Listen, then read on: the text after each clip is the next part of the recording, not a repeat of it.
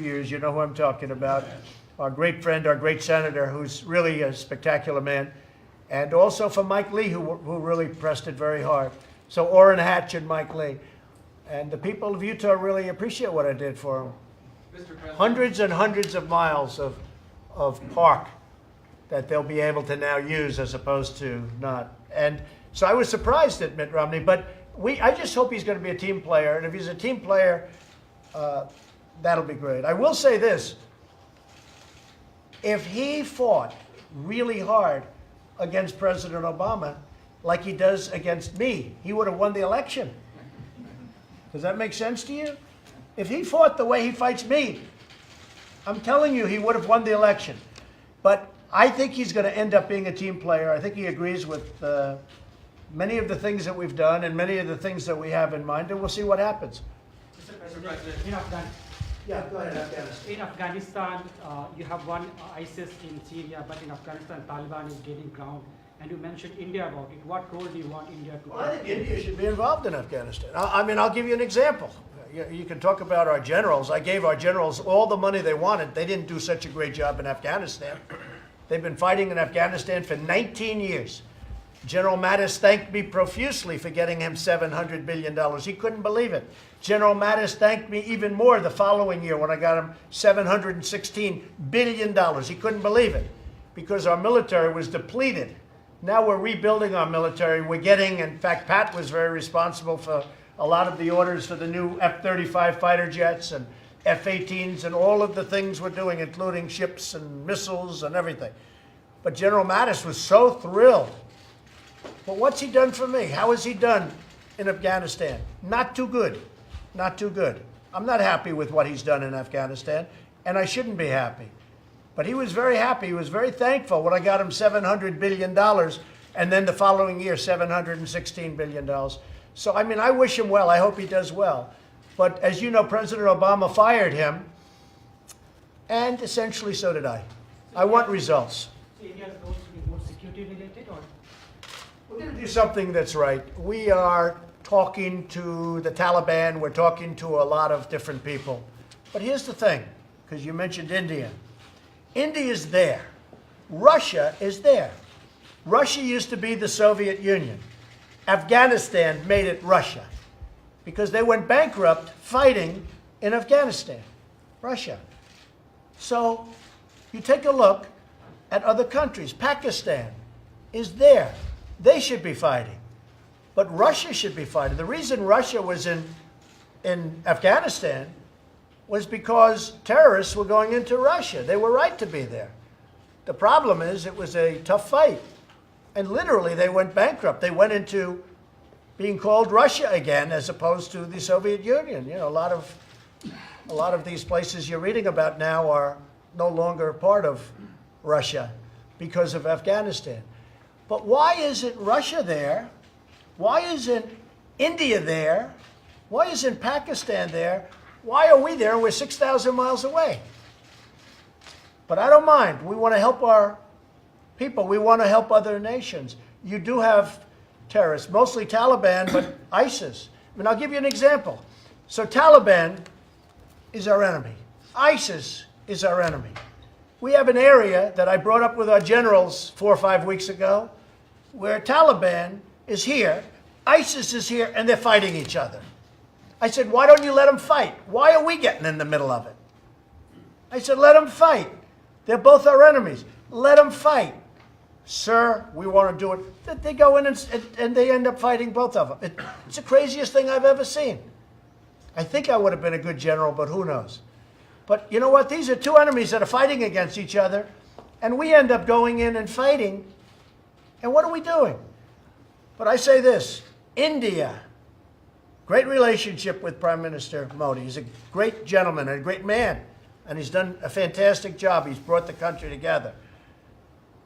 India, Russia, you look at some of the satellite countries that are extremely wealthy with oil surrounding. I mean, I spoke to some of them. I said to a certain country, very rich country, what would you do if the United States pulled out? Oh, we'd be taken over by the Taliban and terrorists. I said, then why are you charging us when we have to use your country to send product through? Why are you charging us when we send airplanes over your country? We're doing the job for you. Why are you charging us? He said to me, very great gentleman, smart, he said to me, well, nobody ever asked me not to. I said, I'm asking you not to. He said, we will not charge you. And I'm talking about millions and millions of dollars. Flights over his country. But I say to him, what would happen if we weren't here? And he looks at me and he goes, we would be overrun. We could not defend ourselves. And yet he charges us, but he doesn't charge us anymore.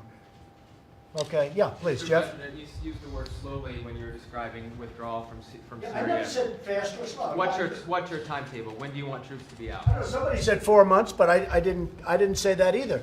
I'm getting out. We're getting out of Syria. Look, we don't want Syria. Obama gave up Syria years ago when he didn't violate the red line. I did when I shot 59 missiles in, but that was a long time later. And when President Obama decided not to violate his statement that never crossed the red line, and then they did, and he didn't do anything about it. You know, making a threat is okay, but you always have to follow through with the threat. If you're going to make that threat, you can't make a threat and then do nothing. So Syria was lost long ago. It was lost long ago. And besides that, I don't want, we're talking about sand and death. That's what we're talking about. We're not talking about, you know, vast wealth. We're talking about sand and death. Now, the Kurds, it's very interesting. Turkey doesn't like them. Other people do. I didn't like the fact that they're selling the small oil that they have to Iran. And we asked them not to sell it to Iran. But the Kurds, our partners, are selling oil to Iran. We're not thrilled about that. Okay? I'm not happy about it at all. At the same time, they fight better when we fight with them. You know, when we send 30 F-18s in front of them, they fight much better than they do when we don't. And you've seen what's happened. But we want to protect the Kurds. Nevertheless, we want to protect the Kurds. But I don't want to be in Syria forever. It's sand, and it's death. And when we kill ISIS, if we don't, now everyone says, oh, then they'll come to our country. Well, that's possibly true, a very small percentage.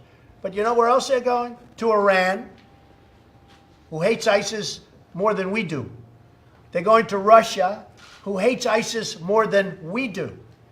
So we're killing. And then I read when we pull out, oh, Russia's thrilled. Russia's not happy. You know why they're not happy? Because they like it when we're killing ISIS, because we're killing them for them. And we're killing them for Assad. And we're killing ISIS also for Iran. And just while we're on Iran, because, you know, people don't like to write the facts. Iran is a much different country than it was when I became president. Iran, when I became president, I had a meeting at the Pentagon with lots of generals. They were like from a movie. Better looking than Tom Cruise and stronger. And I had more generals than I've ever seen. And we were at the bottom of this incredible room. I said, this is the greatest room I've ever seen. I saw more computer boards than I think that they make today. And every part of the Middle East and other places that was under attack because of Iran. And I said to myself, wow. I mean, you look at Yemen, you look at Syria, you look at every place. Saudi Arabia was under siege. They were all, I mean, they wanted Yemen because of the long border with Saudi Arabia. That's why they're there, frankly. But every place was under siege. And I actually asked a question, how do you stop these people? They're all over the place. They had plenty of money. President Obama had just given them $150 billion. He just gave them $1.8 billion in cash. I'm still trying to figure that one out, Mick. Gave them $1.8 billion in cash. Plane loads of cash. I mean, cash from 5 different countries. You know why from 5 different countries, Jeff? Because we didn't have enough cash in the tri-state area to give them $1.8 billion. So they had to use the currency of other countries. That's the real reason. So with all of that being said, I did something called terminate the horrible Iran nuclear deal, which, by the way, in 8 years gives Iran the legal right to have nuclear weapons, okay? I did it. Iran is no longer the same country. Iran is pulling people out of Syria. can do what they want there, frankly, but they're pulling people out. They're pulling people out of Yemen. Iran wants to survive now.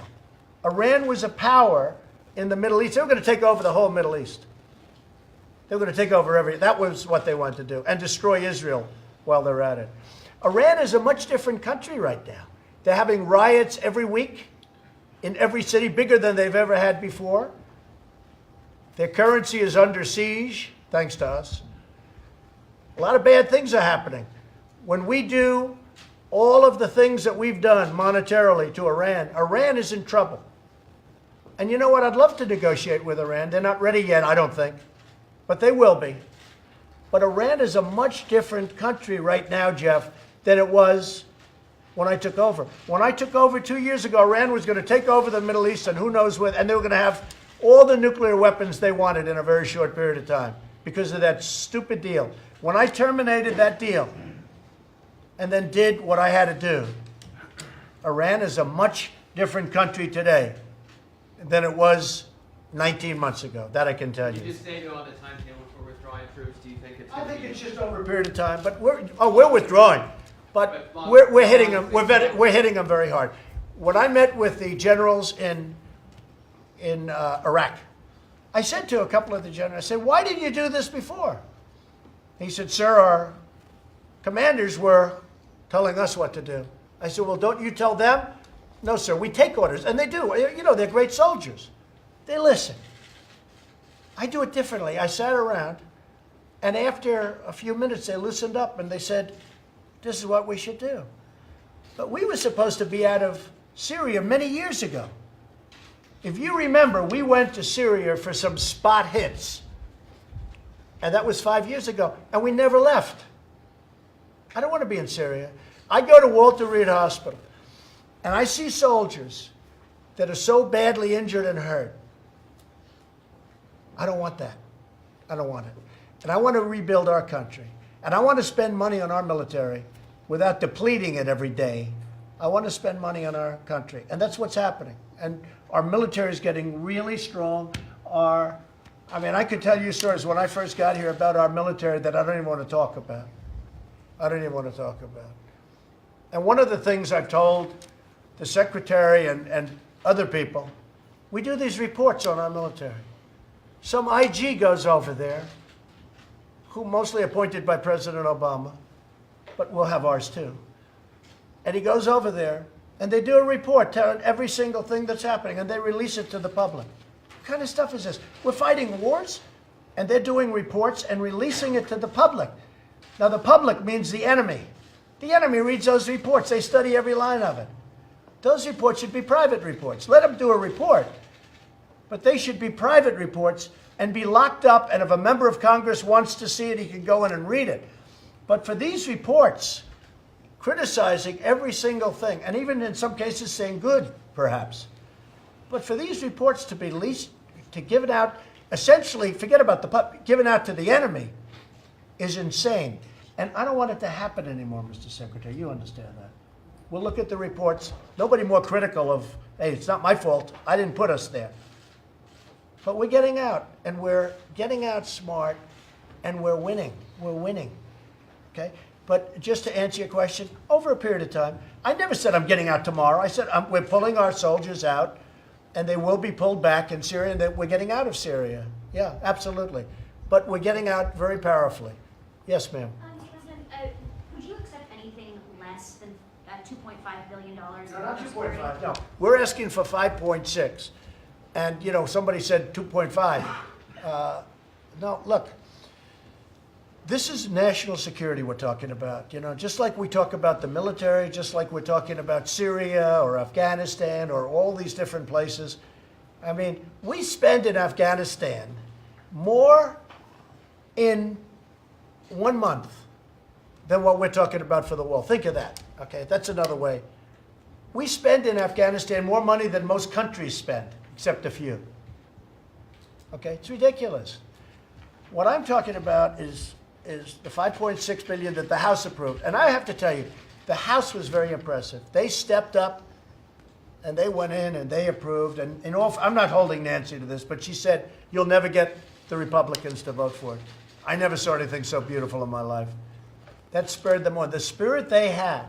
And I'd like Mitt Romney to join in that spirit because, you know, we're doing some great things. We don't need another Democrat. And you know what? I want the Democrats to join in it too. The 5.6 billion is such a small number.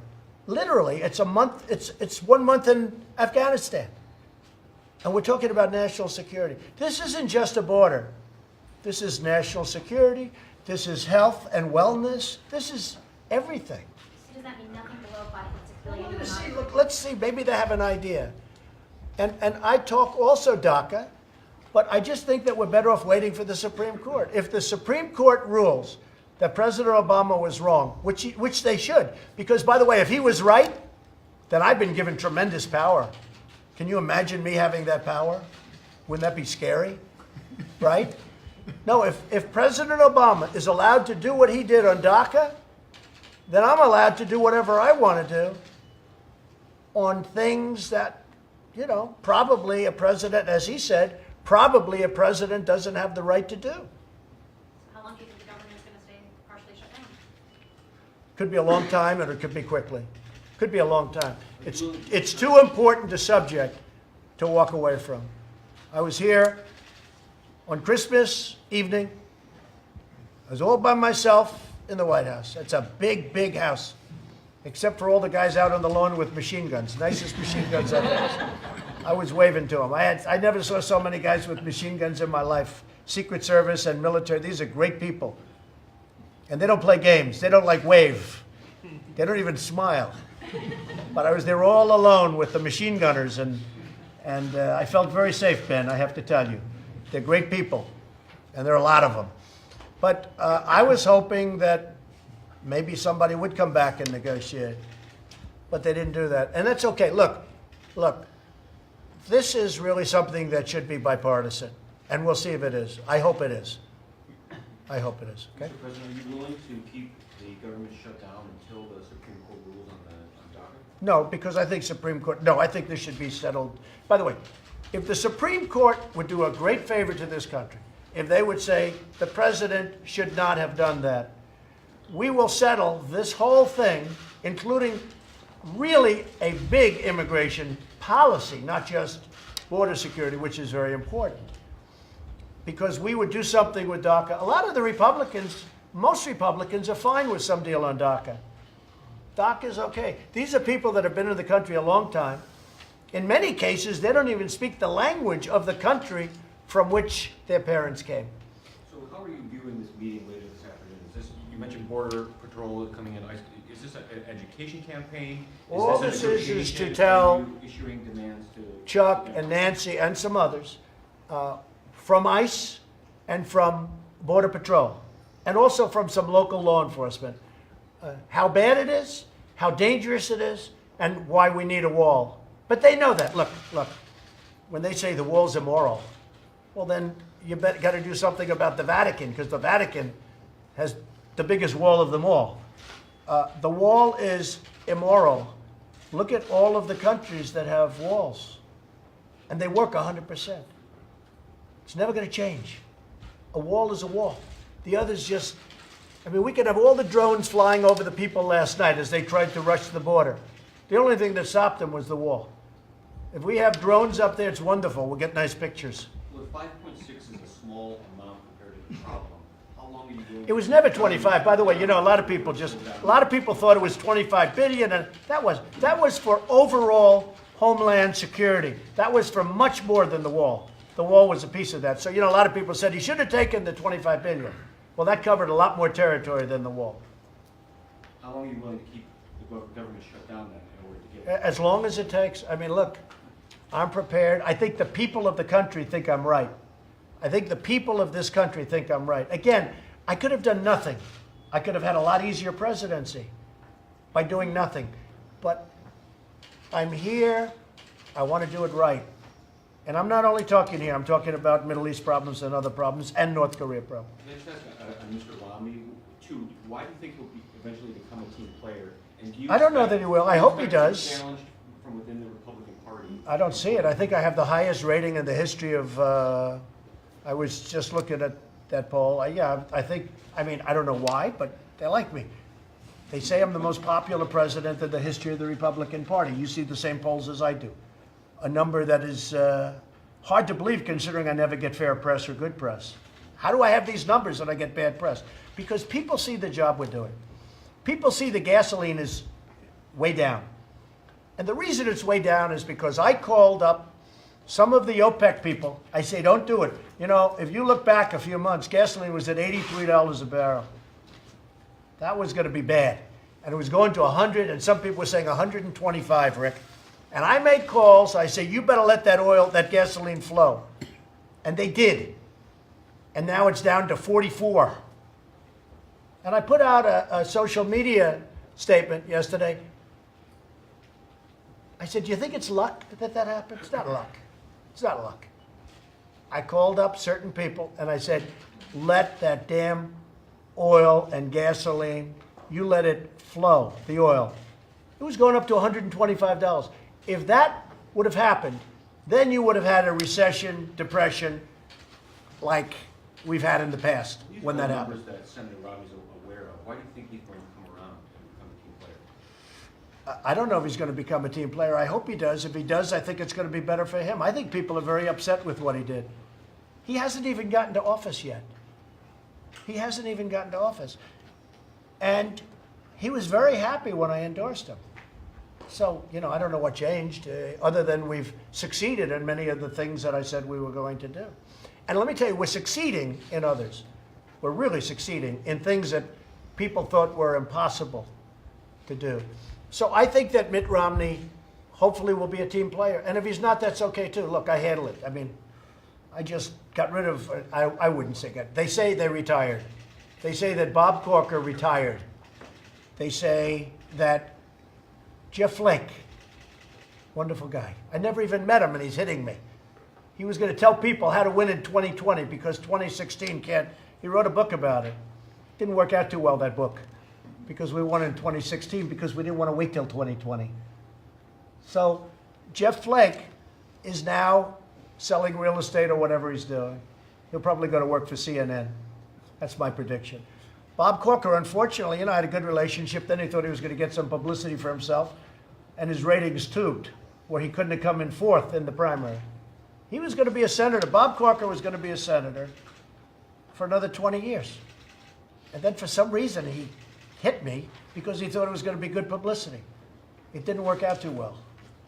So with Mitt, I hope he's a team player, but if he's not, that's okay too. I will tell you, we have some great Republicans. And if you look at the way they're standing up for border security, you'd be very proud of them. If you're a Republican or if you're a person that loves our nation. Thank you very much, everybody. Thank you. Thank you, Mr. President. Thank you very much. Thank you, President.